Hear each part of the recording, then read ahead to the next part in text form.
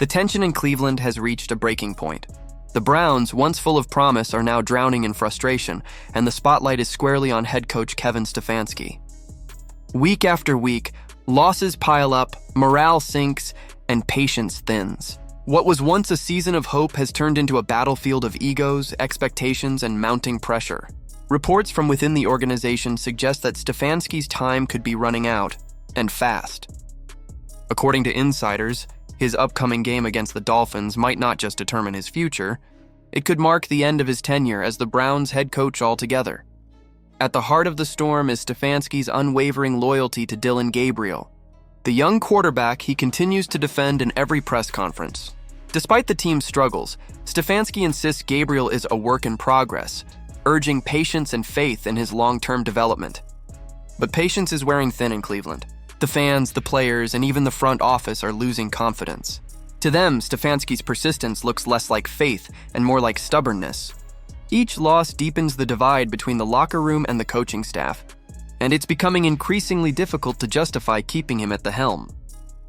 Team owner Jimmy Haslam, known for his impatience and bold decisions, is reportedly frustrated with Stefanski's reluctance to explore other quarterback options. Haslam has made it clear he wants to see what rookie Shedeur Sanders can do, but Stefanski has avoided even mentioning Sanders' name publicly.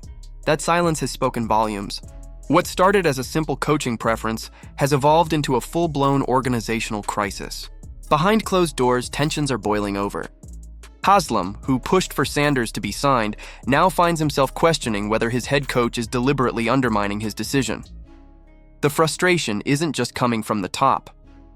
Star defensive player Myles Garrett, usually measured and focused, finally broke his silence. In a rare and emotional moment, he voiced his anger at the team's direction, criticizing Stefanski's offensive play calling and questioning the choice to keep Dylan Gabriel as the starter. "It's frustrating to lose the same way every time," Garrett said, his voice carrying the weight of exhaustion. "It's frustrating as hell." His words echoed what fans have been shouting for weeks: something needs to change. Meanwhile, Stefanski continues to double down on his approach. He insists the Browns must be better in all areas, but his words are starting to sound hollow. The locker room energy has shifted from belief to skepticism. Players are tired of moral victories. They want results. And while Stefanski focuses on long-term growth, the rest of the organization is fixated on the short-term disaster unfolding in front of them. Analysts and insiders agree that Stefanski may have underestimated the power of public perception. Shedeur Sanders isn't just a rookie quarterback, he's a phenomenon. The son of Deion Sanders, Shedeur comes with talent, charisma, and a fan base that transcends the Browns' local market. As journalist Mary Kay Cabot pointed out, ignoring a player of Sanders' magnitude isn't just a tactical misstep, it's a public relations disaster. The decision to sideline him has alienated fans and sparked endless speculation. Rather than controlling the narrative, Stefanski has lost control of it entirely. To make matters worse, sports commentator Skip Bayless added fuel to the fire by suggesting that Stefanski might be trying to frame Shedeur Sanders as spoiled or entitled, an accusation that only deepened the controversy.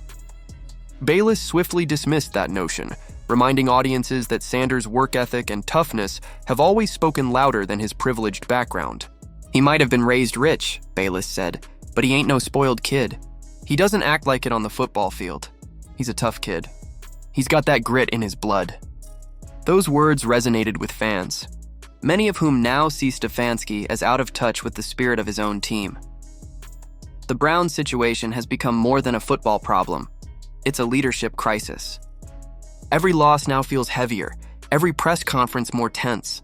The disconnect between Stefanski and Haslam has become impossible to ignore. Insiders describe an atmosphere of mistrust, where every decision is scrutinized and every quote is dissected. For a franchise already burdened by decades of disappointment, the current turmoil feels all too familiar. If Stefanski is trying to protect his job by staying loyal to Gabriel, it may be having the opposite effect. Fans are calling for accountability. Analysts are predicting a total house cleaning.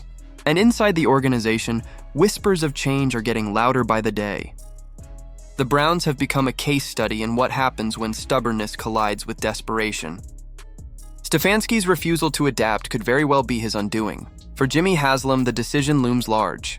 Fire Stefanski now and risk disrupting what little stability the team has left? Or wait it out and risk alienating a fan base already on edge? The owner has never been shy about making bold moves, and the growing divide between coach, players, and management might make his next one inevitable. If the Browns suffer another embarrassing loss, and especially at home, it could be the final straw. As the week unfolds, all eyes are on Cleveland. The tension is palpable. Stefanski's post-game statements are being dissected word by word. Every sideline camera shot is scrutinized for clues. Haslam's body language in the owner's box tells its own story. One of frustration, disappointment, and the unmistakable look of a man preparing to make a change. If this truly is the end for Kevin Stefanski, it will mark another chapter in the Browns' long history of upheaval. A story of potential wasted, of loyalty misplaced, and of opportunities squandered. But in Cleveland, where hope and heartbreak always seem to coexist, this might also be the beginning of something new.